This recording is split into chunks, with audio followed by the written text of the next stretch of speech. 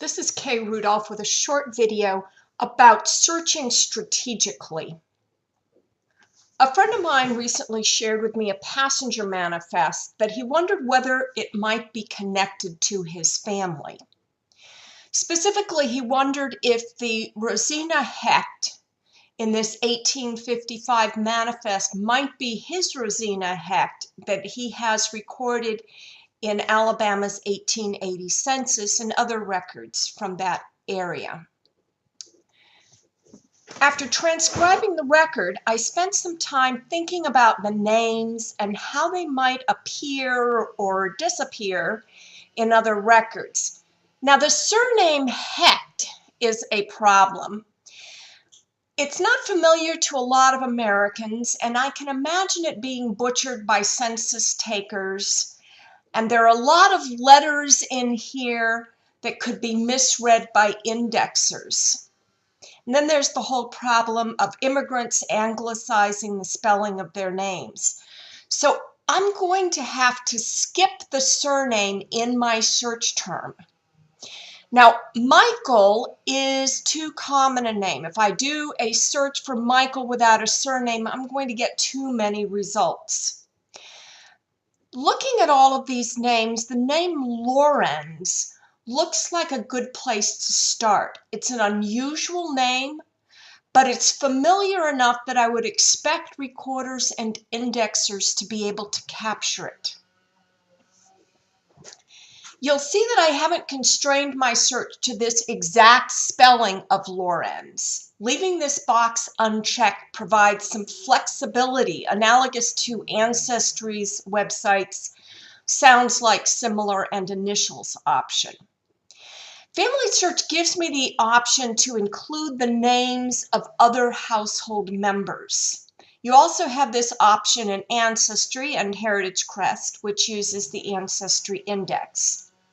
So I decided to include Lorenz's younger brother Vidor in the search, as I'd expect both children to still be with their families in the 1860 and 1870 censuses.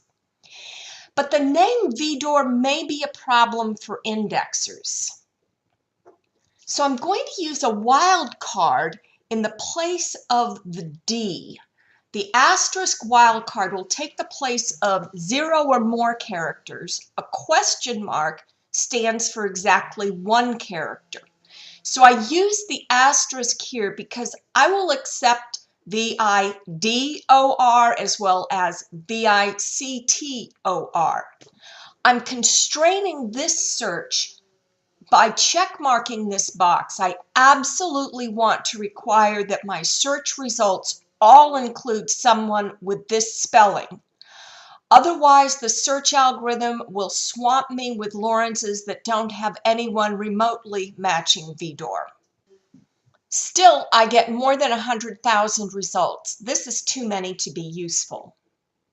I start adding constraints to reduce my results to a manageable number. But I'm aware that with every search term I add, I may be excluding the search result I'm looking for. I want to be very careful.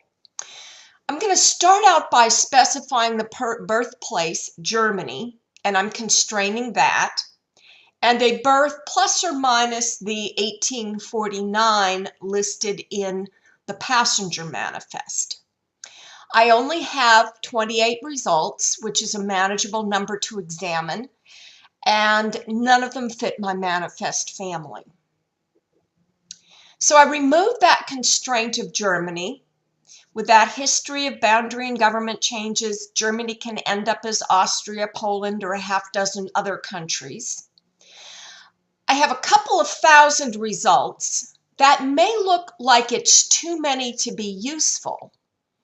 But as the family arrived in 1855, the next logical place for me to look for them would be in the 1860 census. So I chose that out of the Collections tab. In Ancestry, you would use Categories. Again, I have a small pool of results, but none of them fit my family. Could Vidor be the problem? why not just look for Laurens with a father, Michael?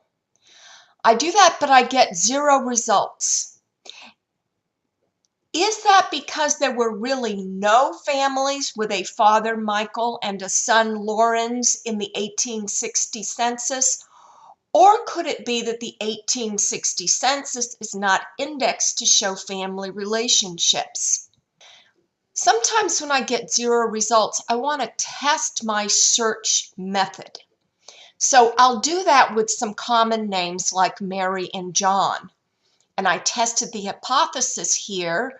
Is there any Mary with a father named John, born in this time period, in the 1860 census?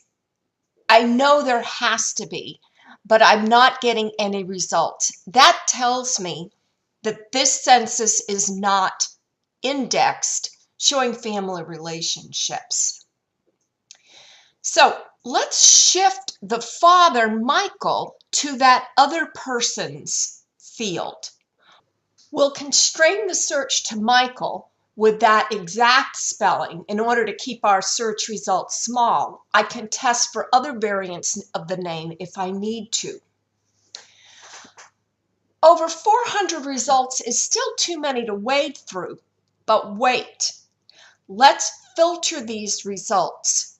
We're going to scroll down to this box here.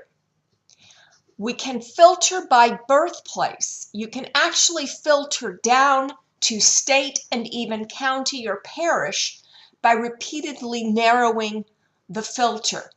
Here we see our 400 results include only 4 for individuals born in Europe.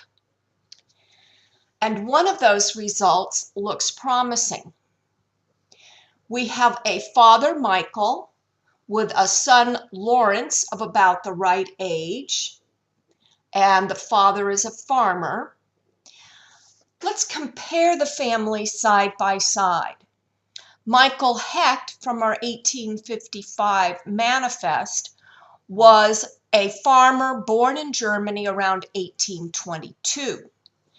The 1860 census in Macedon, Wayne, New York, has a Michael Heath, who is 37, therefore born around 1823, a farm laborer, but it lists him born in New York. Now that doesn't look good, but the occupation of farmer on the manifest fits with the occupation of farm laborer on the census. So I'm going to examine the rest of the family. I have a Magdal born around 1822, the same age as her husband. And in Macedon, New York, I have a Laney, born in Germany around the same time as her husband. Could this Magdal be short for Magdalena, which was nicknamed Laney?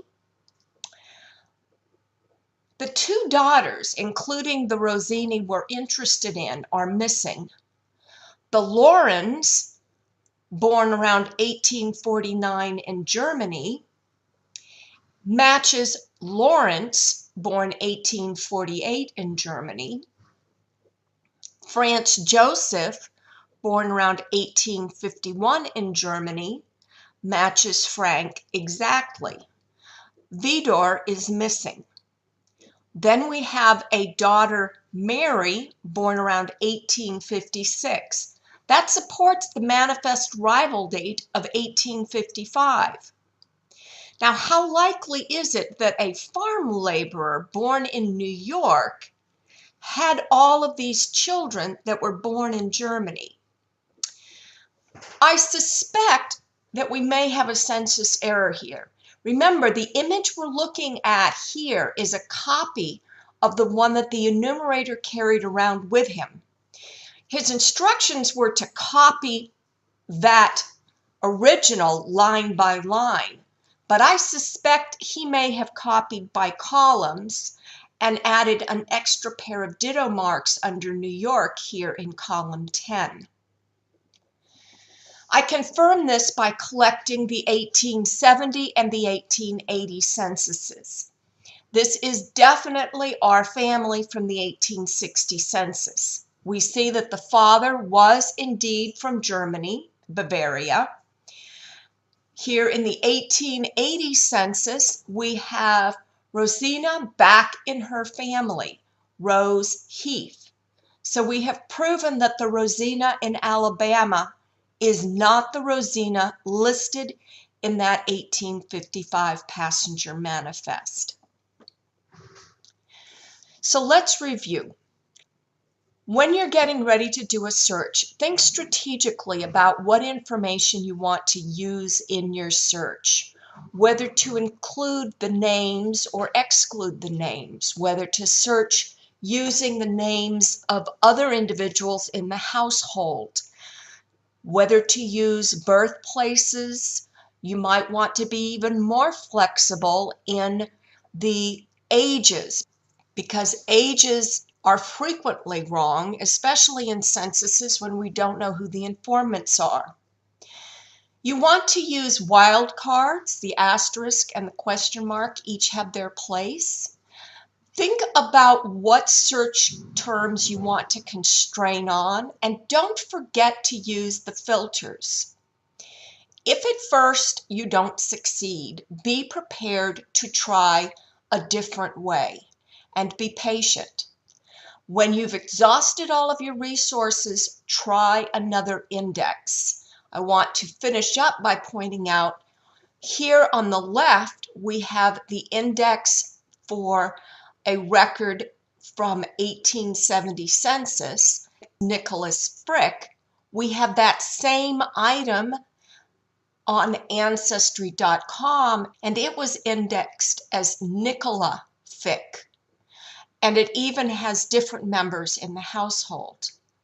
So you all know by looking at these records that the indexers have sometimes a very tough job trying to read anything.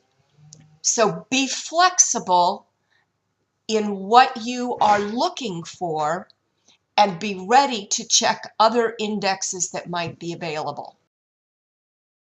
Thank you for watching, and if you have any comments or suggestions, please leave me a message in the comments section. I appreciate your input. Thank you very much.